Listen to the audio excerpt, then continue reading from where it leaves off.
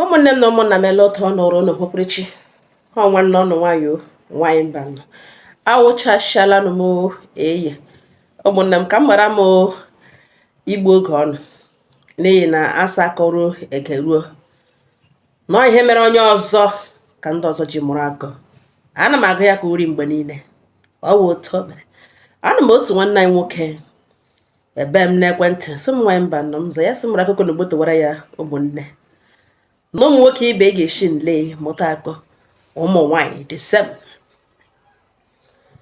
n'ụwa na anyị nọ n'ime na obi wa akpa na onye ọbụla nyake na ihe obi na-eche anaghị ede n'ihu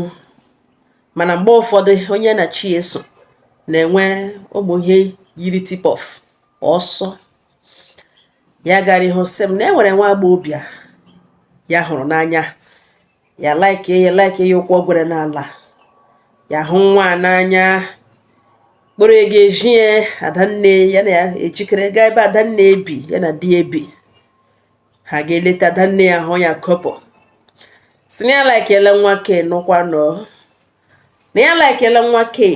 na nne ọ na-anụ ya sị ya na ọ ga-ebi na ya dị welcome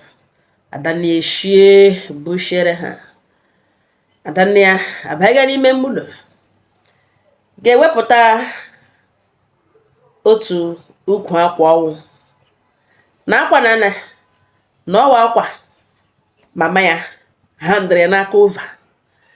that na nwa ọbụla nwanne nwoke ga-alụ n'ihi na ya wụ the only son na nwa ọbụla nwanne nwoke ga-alụ na o lechaa ya nwa ahụ masị ya na ọ gwa ya akwa na were nabata ya mee ya welcome na ọ gwa ya akwa ha na o desa dị akwa na mgbe ọbụla emechara ihe isi ya kwa ụgwọ isi na o were akwa ahụ nye gwa dat na ọ wụ onyinye nne di nyere ya na as long as ada ya nwa nabatara na ọ ga-ebika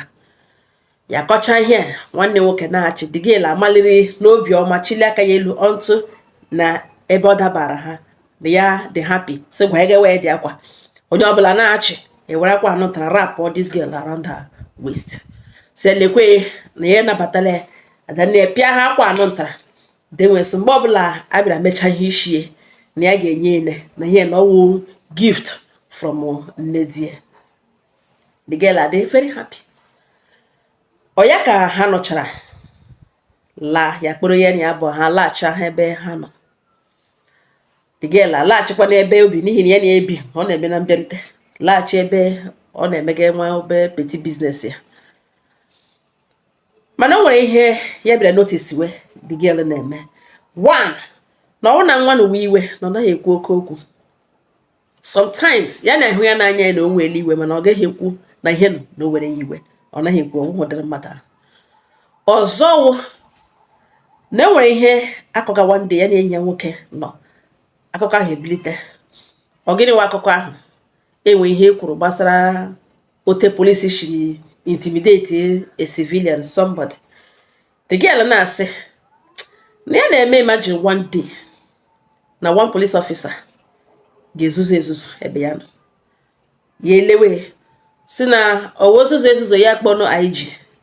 ya sị ya n'akụkọ na ọwụ ihe niile ka a ga-ekwucha na ya na-eme imagine na one police officer ka just ezuzu ebe ya nọ na ihe a na-akọ na sometimes na ọdịcha ka film na ya na-achọ ka ụdịrị ihe amanyere ebe ọ na-amanyere ya ka ya gosi that police officer na mmadụ dị abụọ okwu datin bịa lee ya anya dịka o regretịrị n'okwu ahụ o kwuru enyi ya nwoke lee ya ele enyi ya nwoke sị ọ ga-akwụkwa boss lady na ọ ga-edili with Nigerian police officer o kwuzi okwu ya achịwa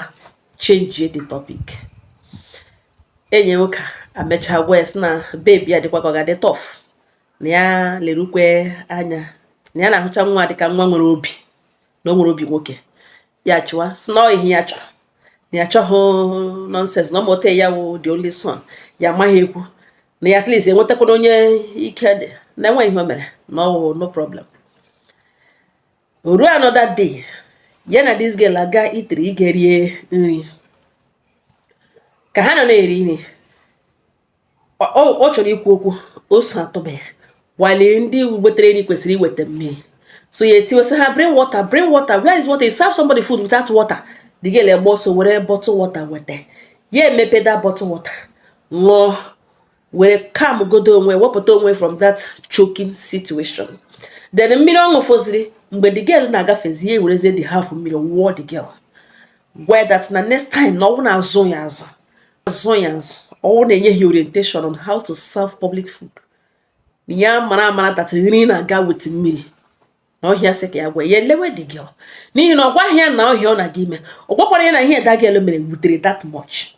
Ọ ṅụọ na mmiri ọ dịla oke ya na-ele anya ka a kọntinu oriri wekwe nri ha na-eri the girl eburu nri onye ọzọ na-agafega o were mmiri ahụ wụọ the girl mmiri shi na the girl na ahụ agbacha na nri ebugajere onye ọzọ onye ebugajere so na ọwụ mmiri ahụ ọwụ nri ahụ nọ agara kuru mmiri na bathroom were ọcha ahụ wega onye o butejere ebe a ya bịakọtakwala ebe a pụpụ ihe ebe a ga-asa abụọ nri ya ha ewute ya jụọ ese why you behave with him behave na ọgwọwa ya sị na ọmakwa ihe ya gabigara na ya nwụcha na anwụ na enwe ihe mere na ọ gara ịbara problem na all these girls na ga-etiche ya lesson next time ọ ga-ebugere mmadụ nri without mmiri ngwale nnukwu ugbo bụ ngugbo otile mmiri ya gwawa sị ihe ahụ mere adịghị mma mgbe o buzidiri agaja the girl ike ụkwụ atụ ya n'ala and the madam ya dịka ego nri ahụ ga-ewe na salary ya sị the girl na ya bịa ebute nri ahụ ebe a the girl ebutezie dị nri wute anya mmiri ya jụọ sị na owe ego ya ekwuo ya ma ya ka na-akpọkpọ ụgwọ ọrịa ahụ gwazi that man si ya eweli iwe biko gwazi the girl na ya ga-eweteghere the man another thing mgbe oteziere ya take away ka e were pack ya dị nri. This girl ajụọ sị ọwụ mmiri awụrụ ya na ahụ ji narị oke ya nwa ha wawo ndị ga-eri nri eshi na bathroom kute mmiri o jiri wa ahụ gbajiri na ya gwa sị na ya ga-eri ya rie ya wụọ mmụọ ya rie na a plate nri ebe a 12,000 ọwụ ihe ya ga just wụfuo like that no. So anyways no problem so the thing ewute ya mana apart from these things ya ahụ gana the girl na ọ dị good ọ dị happy ị ga na ọ very jovial girl na ọ dịkwa nice mana ihe ndị o mee ya na ọ na-amapụ ya obi mana emechakwa ya badish enweghị ya kpọrọ ya emechakwa mgbe ụfọdụ ọhụụ na ihe ndị ahụ otu esi hụta ya ọ sị ya hapụkwanụ dawa na ọ gaala ya hapụkwanụ ruo ihe mgbe kpatara na ihe ejiri kpom ugboene na ya nọ na Facebook relasa n'elu bed ya na ihe na ọ weshi Thursday emege clean up ya sị ka ya gaa mgbe clean up dị over ya nọ n'elu bed ya na-apịrị nwa phone ya relax ya nweta notification na somebody a friend ya akọmentiala na video Judy Austin ya wo second wife of Yul Edochie ya abụọ friends na Facebook ya nweta notification na his friend akọmentiala na post Judy Austin ya gbakpo ịga mara n'ihe o kwuru ebe ahụ na nwamba na erute di ashamba ya n'ike ọ bụrụ na enwe ihe Judy post ọga ga comment ya sị that na me amaghị how far na ọ wụrụ ya nwa wo me by now mmeliele Judy Austin na Yul Edochie mma here kashala n'ala ya ga n'ihu sị na ọwụwụ ma Yul jide anya ya o wee hụwazie nwaanyị ọzọ na nonsense ya ga-ehe take ya na any man ya na abụọ ga-eme ihe aga ahụ the opportunity ime nonsense because ọ tara ya kwanụ mee ya na ọ ga-ahụ ọnụ ọ ga-eji akọ ya sị nụkwa rụrụ ala ya makpo na profile ya ka ya dịkwa sure na ọwụ ya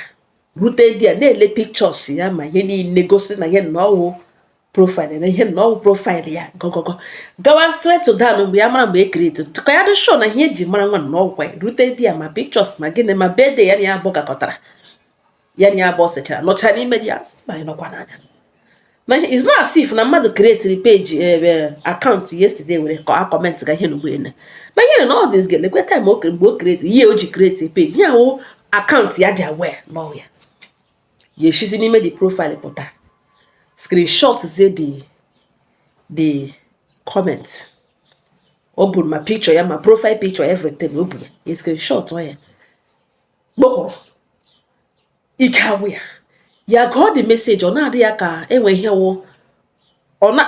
na outside gị ka ha explosion na ntị duadua na me amaghị how far na ya wụrụ me na ọ wụrụ ya nwa ka ihe a mere by now na mma Judy Austin na nwunye na mma ya na Yul Edochie ọ comment go gwaga Judy that thing na ọ wụrụ ya nwa na mma ya na ya ulere kashala n'ala by now na ya agaghị take that nonsense. In fact na wa wụhụ ya ulu jide anya o wee hụ nwa nwaanyị ọzọ ma ọ fọzikwe na eni na nwoke ọbụla ga-alụ ya biri me nonsense ya agaghị anya dị ya chance iwe ọnụ oge ji kọọ ihe ọhụrụ kọga nọ threat na dịga nọ ogologo long message ha comment drop ọ dị ya screenshot ọ na-agụ ya agụgharị agụ ya again and again unye ya ọnụ ya nọrọ ga-akpọ enyi nwoke na enwere link video ya ga-esend ya na ọ ga na comment section na baby ya just drop a comment dị ya na ọ ga-adịle nga ga-agụgidele that comment enweghị ọ hụrụta na as that comment na o metere ka ya mara the guy is really makpo tuge comment si ya na ya ma aha ya na ya bụ ọkwa friends but ya hụhụ comment ọ drop ebe enwe comment na ebe ahụ ya sị na gịnị ka ọ na-ekwu ya laghachi back to that video tụọ comment niile na ebe ahụ one after the other ya hụzighụ that comment ọ bụrụ na comment ahụ nọzide ya sọ gawo delete ele ọkụ chetele onwe delete ya kpoo ya si ya na ele ụdịka comment ọ dropụrụ na video Judy Austin na video ọ dropụrụ na o postụrụ na kedu ụdịka comment ọ gara ebe ahụ ga drop ihe ka dịka elesi ya comment kwa na audition na ya sị no screenshot na oju evidence ya sị na ya ga-eji evidence ya ga-present evidence ọ gaghị agwa ya nke eziokwu dịka elesi na no ihe eji ajụ ka ya dị sure na ọ na o ji send ka ya dị sure na ihe na ọ ya nwa ka ọ na-ekwu ya jụọ sọ ọ na ya ga-enye because ya screenshot ihe eji evidence that means ọ ga-agwazi ya eziokwu dịka elesi na nwa ihe dị ụta na even ya hụbedo video Judy Austin anya ma ọ fọzikwe ya ka enụkwa na enwere nwa ihe dị ụta ahụ na enụkwa na ya dị busy na for some time na ya hụbeghị video nwaanyị ahụ ma ọ fọzikwe ịbịa comment wa ya gwa sọ gịnị ka ọ na-agwa ya na ọ dropụrụ comment ahụ ya hụ ya baa na profile ga hụ dị sure na ọ ya nwa post send that na ọ ya nwa comment that thing na ọ ya nwa dropụrụ that comment ọ na ihe ọ na-ele ya anya na-agọla ihe na ihe ejiri anya ya hụ ọ gwawa sị no na ọ ga-awụ mistake na o lecha the name of mana ọ wụghị ya this girl ebido mewa through to God ma ọ wụrụkwa ya dropụrụ comment ahụ na ihe a na-achọ n'elu ụwa ya hụkwala na enwekwala na ya agakwala kemgbe ọnwa na kemgbe 3 months or 4 months na ya ahụ na video Judy Austin ma ọ fọzikwa ga na comment section ga comment ya na Chineke na-anapụ ya ihe ọma niile o nyere na Chineke nna mgba ya jọọ ga mechuo ya ihu disgrace ya na ọ wụrụkwala na kemgbe 3 months na 4 months na ya ahụ na video this lady ma ọ fọzikwa ga comment ya na ya Chineke enyekwele nwa na Chineke tige n'ọnọdụ ọjọọ laa ya n'iyi ivunu na mpakwukwu ya nwụrụ anwụ bịa akọgbuo ya yes ụjọ ebido tọwazie ya yele onwe si no na ya awụ na nro na ya dị normal na ya ma ihe ahụ ya ga-achịkwa na the comment na-agụ ya the comment bụ picture ya because all screenshot yes screenshot wala picture ye zoom we na ahụ picture dey ladies girl krokotom na-eli ya so no something dey wrong ya sị na ọkị na-eme ya jụwa dị gị na ọwụ ya na-ajụ ya na kedu ihe comment ọ gara ga drop na that public post that lady that woman ọ na-eme ka ya ghọta that na ya nwere mfemfa na ya ama ihe ya gụrụ ọ na-ajụ ya na ya send the comment ma ọ bụ na ya nweta echi jide the comment ya ihe ya n'ime na ọ screenshot the comment send the track ya dị sure na ọwụ ya nwa na ọwụghị ya na-agụ ya gwa ya sị mgbe ọ dị ready ịgwa ya nke eziokwu ọ kpọọ ya na phone ya gbanyọ phone this girl amịrị phone kpewa ada nne ya nwanne ke nọ ntara agwanyegịrị ya agwa gwara ya sị na ihe na ọwụ onyinye mma ya sị na ya elecha nwaanyị ọbụla anabatazi ya were akwa na gwa ya na ya ejiri ya na ọ ga-ebika n'ụlọ na ọ ga-aka nka ya na ọmụ ya ọwa ada nne ya ka ọ gara ga kpewa wewe na-ebe na phone na ya amaghị comment nwanne ya nwoke hụrụ na ịntanetị ebido bewere nwanne nwaanyị akwa na-ebe na phone na-akpọ kekekekeke na-ebe na-aṅụ iyi n'ọwụrụ anti n'ọwụrụkwala ya na ya hụkwala video ya uledo nwunye ya uledo Judy Austin kemgbe 3 months na ihe ọma ya na-achọ n'elu ụwa ya nwetakwele exactly ihe niile ọ dịzị agọgara n'iyi ka ọ gara na-agọgara nwanne nwaanyị aṅụ iyi na ihe ọma niile ya na-achọ n'elu ụwa na ya ga-enwetakwule na ọ bụrụkwa na ọwụ ya wahụrụ dị vidio ma ọ fọzikwa ịga ebe a ga-ataịpa na ya dị bizi na-azụrụ nwa ahịa na ya nwebeghị taịm ịgawa n'ịntanetị ga na-aga ma afọ ịga ga drọpụwa kọmentị na nwanne ya nwoke na-achọ ihe na ebe ọ ga-eji eso okwu na enwe na enwe ihe ọ chọrọ igwe n'ọgwụ ya dana ịbịa bịa were ihe gbasara fesbuk na-abịa ebuso ya na-abịa gwa ya na ọ jụgide mezi fainal gwazie na mgbe ya chọrọ ikwu eziokwu that means ma ihe niile ma ihe niile ya trial proof na ọnụhụ ya na-ebere nwanne ya nwanne ya nwaanyị na-eji anya ahụ onye bega akwa ya ewute adanne ya si adọ nwere ka ya kpee fonu na awara na-agba ya adanne ya mere fonu kpuwe ya makwana nsọ kpola adanne ihe onye goga adanne ya bawara si na gịnị ka ya osule na ọrụ ka onwe otu ochie eme gị na gịnị ka ọ gara n'ịntanetị ya mmịarịga na vidio yulu na edecho na amịkwutege kọmentị na-enweghị isi na ọ dị ebe ọ ga-eji ga tackle this girl ya sịrị na okpola egbe ya sị na o kporo na ị gwara nwa ndị jụrụ nwatakịrị ya sị na ọwụghị ya na enwere ndị na-aza desem ya sị na ọwụghị ya gịnị ka a na-akọ na ọwụghị ya ndị gị na-agịzi na ọwụghị ya na inwe ike lehụ dị nne m ọfụma na ọwụghị aha ya na ebe a na ọwụghị ya gị nakwa na-ebuso ya agha na ọwụ ya na ọwụ ya mmadụ ọ ga-ekweta ihe na ọwụghị ya kọmentị gị na ọkwere gịnị ka ekwukwere na kọmentị ya sị adanne ya sị na ọ maara ya sị onye nsogbu adanne ya si ama ọ ya na ya bi na mmadụ na-echenji ya sị adanne wee don were ya sendere the comment na comment section na the girl amaghị na ya screenshot ya mgbe ya jụrụ ya sọ gịnị ihe ọ gara aga drop ọra na comment section Judy Austin ọ gwawa si ya screenshot ya si ya na ọ ya ga-screenshot ọ gaghị agwa ya nke wezo because ya screenshot ya ọ ga-eji ọ gaghị agwa ya eziokwu so mmụọ ya na-agwa ya na-eji evidence na screenshot ya ya ọ makwa na even otu ugbo ọ na-agwa ya ma ka ya sendere the comment o ji aka ya ga ọ gụchazie okpeghachi ya back ka ebido ebe a kwụsịrị adanne si send na ngwa ngwa ya were comment sendere adanne ya gụkwa ya gụcha kpeghachi ya back na that profile picture all the girl now ya na-efu ya na ya bụ friends na the girl na ọwụ ya no ihe no profile even picture o jiri mee profile na ọwụ ya gwa na ya bai mgbe ya gụrụ the comment na ya banyere n'ime the profile ga-ahụ ya ma picture ma ebe ya nwee birthday emere na group picture ya nọcha date ya nọchara ya check date o ji create the profile ya ọwụrụ na ọwụ 3 years ago asọfụ mgbe profile ya ma ya na profile mgbe o ji mepe ya with time and then before ya pụta be screenshot of that comment oracles or comment mmụọ ya kochete ha lach ga delete zie ya na-ajụ ese ihe ọ ga-eji drop ụdị comment kedu kwana ihe o ji nwe ụdị ka echiche dị ụtọ ahụ ọ na-agozi na-aṅụ na ọ wụrụkwala na ọ ya nwa drop comment na ihe ya na-achọ n'elu ụwa ya enwetakwele adanne ya sị gịnị Jesus Christ gịnị no na comment adịghị mma o na nwa ọ na-agwọ ọgwụ ya si ya amahụ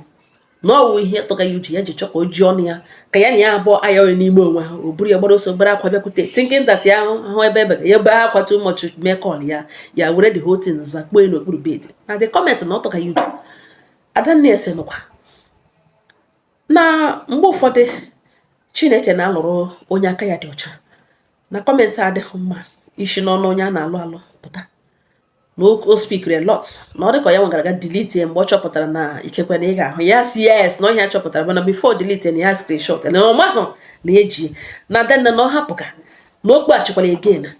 na oke ulugodo dan ka ya jụọ ha kwa ya again lee ma ọ ga-eju ọnụ ya kweta adanne ya sọ ngwa na nsogbu anọ na ihe ya na adanne ekwupụrụ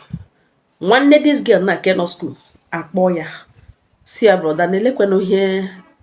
Facebook ordinary comment ji esekwere ya na nwanne ya nwanyị na ọ kpọrọ ugbo na-ebega akwa and ya like that one na ọ dị very respectful marakwa na akwụkwọ dị humble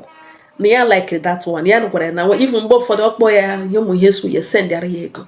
so na onye obekwuru akwa ka ahụ ike kpọkwa ya wụ the same emotional blackmail ka ha kpọ ya si ya brother calmly otu na oshi ekwu okwu dịka nwa azụrụ azụ si brother lekwe ihe Facebook comment ji esekwere ya na nwanne ya nwa na ọ kpọrọ ugbo na-ebe akwa na-aṅụ iyi that na enwere comment egoro na ọ ya nwa dropụrụ ya wala ọwụghị ya nwa and ya gwala na isend ya dị message na ọka ya ahụ dị sure na ọwụghị ya na ihe comment ahụ nwere ike ịpụrụ isere mmadụ abụọ ya na ya bụ okwu na ebiko wetuo n'obi ya so oke na ya nọ na ihe o kwuru na emecha ya ga-akpaghachi ya draw your people phone mmadụ girl akpaghachi ha ya again jụọ ese na ọwụ gịnị bụ ihe ka enwe ya ji ebe ụdịka akwa na baba ngaba olobe nwa ya na ebe odika akwa ahụ bege ele odika allegation comment asokwa comment Facebook na ogini we ihe ka ahụ na ha abụọ mejie ya no na ogini we comment we gburu mmadụ dị ya sị nọkwa na ahịa nwa ya kpere agwaga ya sị ya so oke mma dị ya don nwere na ya ga-akpaghachi ya back ye werezie this comment na send ara nwanne eke no school ke bruzo kpe before mama ha akpoye si ya na ọ ga-do the true comment enwe ihe ọhụrụ ọgụ ya enwe ihe ọhụrụ na okpeghachi ka ya na abụọ discuss na ugbu a ka mma ya kpopụrụ ya na ihe nwanne ya nwa kpego onye ihu na okpola danne report kpoo ya nwa kọsara kpoo ha mma ha ya wụ mama ya onwe ya na nwanne ya nwa mma ya just kpopu ugbu na ka ihe okpogo onye n'ihu akpọ onye asọ kpo na ọgụgụ dị comment ka ya dị sure na isi ọwa ga na ya enweghị mental ye were comment no send ya ka ha na WhatsApp ka ha agụ ya ozugbo kpeghachi ya si Jesus brother ya biko na mgbe ụfọdụ na nwanne ya na-ekwu okwu n'omini n'okwu na-erughị ya n'obi n'okwu ya mgbe ụfọdụ na ọwụtọ na-adị nọ na just tụpụ ya gwawe na ekwughịzi ma ọ kọmentịrị ha na-ekwuzi okwu ya na otu o si defend this simple lie. Nwanne ya mahụ na eji the screenshot na nwanne ya nwa ya kpola danne with anya mmiri na-agụ aṅụ iyi na onwekwere kọmentị enwekwere ihe ya ahụbeghị post this woman anya kemgbe 3 months ma ọfọzikwa ịga na-aṅụ iyi dat na ọkwa na ya drọpụrụ kọmentị ebe na ihe ọma ya na-achọ n'elu ụwa na Chineke na onye kwele ya nwa na Jehova na ọgba ya ajọ ọmụma ka ya nwụchukwe ka mpaka okwu ya nọ n'ile ọgbụgbue ya na ya asị ka ya ma na ọ ga-atụrụ da kọmentị akwa ọgọ na ya sị na ebiko wetu obi ka ya kpọọ nwanne ya nwaanyị tọkọtụ ha na that kọmentị adịghị mma na ọ dị enough ịtụ mmadụ ụjọ especially in a situation here na abụọ na-eme in a relationship na ọ dị questionable na ebiko wetu obi na ihe asị ka ya gwa ya na nwanne ya nwaanyị adịghị like that mana ka ya na ya abụọ kwuo na ya ga-akpaghachi ya back ya so okay no problem nwanne ya werezie that comment because ya achọghị isend ya that comment the screenshot of that comment ya chọrọ ka o jụọ na ya kwupụta nwanne ya nwaanyị wereziele no ihe ya nụtara ya send ya ya si gịnị mgbazi ka o ji doo ya anya na eji evidence okwe ha kpe ọhụhụ ọnụ n'ihu o ji akpe ọgwawazie nwanne ya nwa so okpeghachi ya rịọwa ya na actually na ya hụrụ the comment ya hụrụ the video send text comment ya send ya that comment delete kwe ya ozugbo because ya bịa notice ya na onweghị any need in fact na ọ dịghị necessary ịbịa comment wa na somebody dị like that ya delete ozugbo ya ma na ọ hụrụ the comment ihe ọkwagazi nwanne ya nwaanyị na ya dị sorry ya gwa nwanne ya nwaanyị sọma ndị a niile okporo na-aṅụrụ ha iyi na eji ọnụ ya kpeghachi ha gwa ha na actually na ihe a niile ya ṅụga na truly na ya sendịrị kọmentị ahụ na ya ọnọ ya nwa taịpụrụ kọmentị ahụ send ya deletizie ya bịazie gbazie ha na-aṅụgaziri ha iyi na ya ji aka ekpo nwedecha onye ọbụla ya nọ adanne ya kpoo ya na fon si ya na the girl kpọrọ ya na ọ sị ya akọchetele na enwere kọmentị ya taịpụrụ te ya gwawa ya sị na nwanne ya nwoke ezinye dị kọmentị na nne ya sị na ọ ga-ebi n'ụlọ ha na ọwụdo naanị na ọ taịpụrụ na kọmentị post ụdịka ihe ọṅụṅụ ji defend ga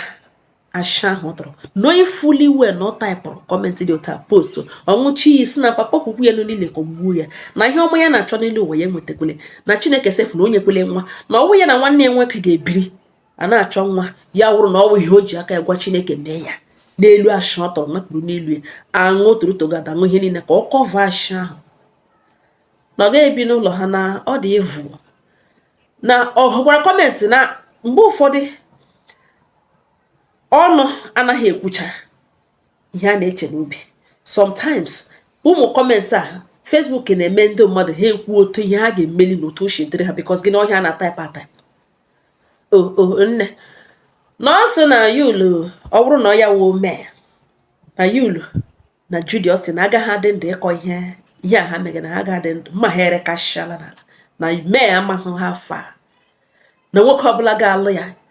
akwa ma ọhụ n'anya hụ nwaanyị ọzọ gba ọfọzikwe na ọdịshọ na nwanne ya nwoke ji anya ya na ka o megamega na emechaa aka ya mara ebe ya gaja gị ito mkpara anya nwanne ya ma ọ bụrụ na ụlọ ha na ọ ga-ebi ahịa ebi unu anụkwanụ na the girl na-arịọzi ya si ya rịwa nwanne nwoke ya dị very sorry na-ebe na ya biko na ntị ekwekwala ya ha nwanne nwoke hapụ na ya echetakwa na agwakwala ya akwa ahụ maka ugwu na ọ nabatakwara ya na ihe biko na eji emere nne di nwanne ya nwa agwawa ya sị na actually na ọwa akwa ahụ tụpụtara eziokwu na ọrụ ka mmanya gba na ọrụ ka akwa ahụ awụghị ọdịnarị akwa ka mmanya nyere na ọwa akwa ahụ tụpụtara ya na akwa ya gwanyere ya n'ukwu according to instruction mama ya na ọ gwanyega this girl akwa were nabata ya na emechazie ihe onyezie dị akwa na ọwụ onyinye shi n'aka ya na ugbu a ka ya ghọtara na ọrụkwa ka akwa ahụ mmanya nwere ihe o kwuru n'elu akwa ahụ na ọwa akwa atụpụtara ya na ọ gara nga ga-ekwu obi ya na ọsọ gara na comment section na public comment section ga comment ya na ọ bụrụ ya nwawo mee edoche na mee amaghị hafa na ọ bụrụ ya nwawo mee edoche na mma Judy Austin na Yul Edochie erekashala na mmiri na mma ya egbuola ha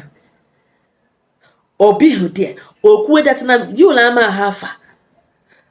na nwoke ga-abịa ịlụ ya ga ọkwa ma ya nye di ya ọkwa ma ọnwụ opportunity nwaanya ọkwa nwa anya ọhụ nwa nwaanyị ọzọ nne na ọgịnị na gịnị ka o tiri aka n'ime na ihe ọ na-arịọ ya igwe si ebiko na ya echeta otu o si na-ebe akwa na-aṅụ iyi na ọwụ enwe na kemgbe 3 months ya hụbeghị comment section ya hụbeghị vidio Judy Austin ma ọfọzikwa ịga na comment section na ọwụ ya na-ebe ya echeta that video ya echeta kọl ahụ na-ele ihe n'ọkụ ga nga n'ugbo na ọ dịcha ka 2 different people na ya biko chọrọ onye ọzọ na ya ga-emeke sure of that na ọkwa na-enwe ebe o ji nwanne nwoke na ọ gakwa hapụ ya because according to comment ahụ ọ sị na ọkwa awụ nwoke awụ hụ anya ọhụwanụ nwaanyị ọzọ ụdịrị mmadụ dị ka mmadụ hapụ inye information na ahụrụ di ya ebe rote ewute nwaanyị ọ gaghị ama nwaanyị ọhịa ya hụrụ nwa ya nwaanyị ọ relative ha before di ya na-akụla ka according to ha sọkwa ọha ọnụ ọ ga-enye ha ọnụ iji ekwu ihe mere na before di ya na-edefendịla onwe nwanne nwoke na-edefendịla onwe egburuolu ya na nne biko na ka o ji rịkwa oshiri ike na ọ gaghị abịa na ihe na otu mkpụrụ nwanne nwoke ya nwere ya ga-akụzili na ihe Chineke na-atụpụtara wepụta the message na o mere actually na ọ kọmentrị kpoo ya na fon ji aka ụdịdị na nwanne nwoke kpọrọ ya o jiri aka ya kpoo ya na-atra ya kọva ebe niile ya mba no ọ nọrọ nga gbowazie ya kemgbe nwanne nwaanyị ji sendere ya message ha that comment screenshot picture of that comment since ahụ ọ bụ ọnụ kpoo ihe o mere kpoo diga nwanne kpọọ ya gwa nwanne so ọ ga-gwa ya na ọ ga-aga kpoo ebe a niile kpoo ọ kpoola Adanne Igbo Adanne ya gwala ya direct koko na nwa ebe ọ na-aga na ọ gaghị abata na ọ dịghị welcome na the instruction gwa ya akwa then ọ bụrụ na emecha ihe nụ n'isi ya si dash ya akwa na alụbeghị alụ na-emebe ihe dị n'isi ya na ọ dịghị welcome ọ na ya eji nabata ya na ya ahụhụ ikele coming na ya ekelere nne ma ya kọpụta ya tụpụta ya ji ha ụdịka nwaanyị a na-ekwu okwu ya na ya chọrọ dị ọ nọrọ nga akpọwa ha mme ọrụ ka ọ gala n'okoro mme ya na nwanne nwa ike nọ skuul akụolara mme ya kpọwazie ya nwa si na ya dị very sorry ya hụkwara kọmentị a na nwa ya nwaanyị sendere ya na ya na-avachịrị nwa ya nwaanyị na ọwụ onye obi ukwu na mgbe ụfọdụ ọ na-ekwu okwu hom mana ọ gaghị eme ihe ndị ahụ kwuru ya gwawa ya sị mama na ọkwawa ọnụ a ka o ji si ya ma ụmụ ya zụrụ ịma nwa ịzụrụ ma ịma hụ oke ihe ọ na-eme igbu ya nwa ya na ọ ka ha nwee ga na no mba no na otu o si anaghị ego na otu esi enye ya witata asụghị mba ka ya maragodo mara ma ejikwa ka ewe anya ya ma ihe ọgbakwa aka oge nwa ya etiwesị he lekwekwe enu na-anụkwa nuo na ebiko gbaghara na ọ wee ebe a ka okwu na ugboelu na ya anaghị agwa m ogbotowe akụkọ nọ ka ya nụ ihe public ga-ekwu maybe ya chọga advice who will convince him ka ya mara ma ya gagara ihe ka ya ga no na enweghị ka damage control na ya tekele decision ya na ya agaghị agazi fọda na m were egbotowa ka ndị na-snake adị na-aga ekwu okwu dị anya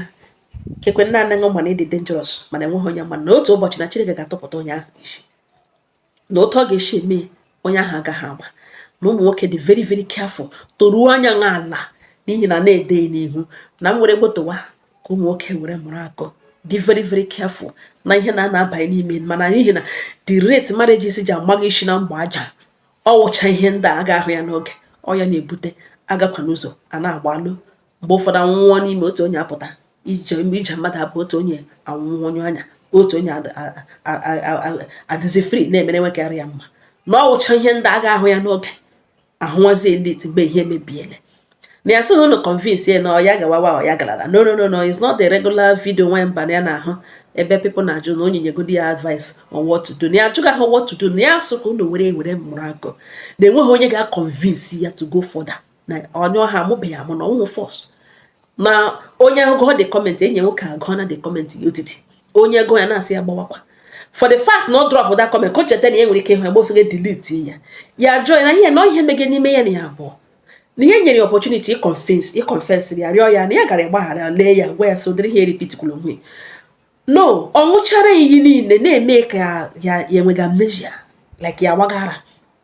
Ji ehekwa ka ya gbakwuru nwanne ya nwaga kore. Gbakwuru ha mma ka ya ga kore because mma ya nọ no ya nọ ya enwe no nne. Ọ gbara so kore ada nne ka ero ndụ eji mere nne. Ji ha ka ya gba so ga ko kwara mme. Kore nwanne ya nwe ya no school. Na ihe ọ ma na o mere. Ka ọ gara iko ya ọ ga-anwụ iyi so na egbeli Chineke ọ dosha iri afọ na ya amokwala nwa na Chineke gba ya jọmọ punish with ihe niile dị severe na anụkwa na ụmụnne ụta ka nwanne nwoke shiri gocha ihe ke so mgbere bịa gbotowara ya ọnụ eno ngala ugbo ene ọdụ dị mma ọdụ mmadụ doro onwe ya ụfọdụ ihe mmadụ a ga-echange nwe ya o nwere ihe mmadụ na ga-echange ọ dịghị ọba yiri eso na ede njọ ede mma gị gbanwee ishi na ihe ọjọọ pụta no ọsọ gị mana gị na-eme feel ndị dị smart na ike odugo of otu ụbọchị Chineke moto ochi azọ ndị ya nwanne nwoke asụghị ntị ihe ọnọ sụhụ na ụlọ gwagodi ya ọbịa si ya brother go ahead don't worry do put it na some people are like that but it doesn't make na ọwa ihe ya bịara na ya asụ na were ihe wee mụrụ akụ ịwụrụ nwa agbọbịa na nga na gị mụrụ akụ gị wụrụ nwoke na gị pụta ịlụ nwa gị leruo anya otu aka ka ọ dịrị nwaanyị na gị leruo anya toruo anya n'ala n'ihi na ịba ịga bifo ọhụnwa ịga mgbaka ebewezi ọpịọkọ gị na ya chazi aka ọ ya na-ebute he wasn't like that when I met him, she wasn't like that when I met her. Then what changed? Because gịnị otu onye kere onwe ya mbuku abaize n'ime marriage ya agbaghachi ya mana Chineke nwere otu osha lụrụ ndị ya. You can imagine ịga na public section na-threaten mmadụ that no wụrụ gị na mmadụ abụọ mma ha erekachala meaning that mma egbuole ha ozuru nga isi ọkwa ke nwoke hụda anya wee hụwa nwaanyị ọzọ na nwoke ga-alụ in future ọkwa ya nye dị anya ịhụ nwaanyị ọzọ meaning that ị ga-eke elu n'ala kekọtacha ma blọkọs ma niile ka ị ga-ede elu ozuru ya unu anụkwanụ anya biko n'odo kọcha ya kụchete because before then o gbuola obi ya o taịpụọla ya kwuo ya otu o shitere bịa ghọtazie na anya ọzọ onye nwe nkwe ike gọọmenti ya gaga delete mana before nene delete na Chineke na angel ebudi na-eji oji eburu the message ga-ewegara onye achọrọ ka ọ hụ ya see ọ baghịrị isi she might not be like that is might mgbe isi she might not be like that she might also be like that. The reason Israel na America ji apịaga Iran bomba to bomba awụhụ na Iran bụ ngwa agha ga-defeat ha no kama ha react to threats. Ị gaghị threat na mmadụ na ị ga-ewepụ ndụ ya ka isi onye ahụ fa ya aka n'ụkwụ chere mgbe ị ga-abịa ime ya gụnwa threat na ma ọ ma ị ga-eme ya ọma ọ ma ị gaghị emeli ya ọma mana ọ ga-react in a way to stop you from carrying out your threat whether you can or cannot. Obasazi ya mana push only to stop you because gini ijilo no kwe ni ga-egbu ya. Some people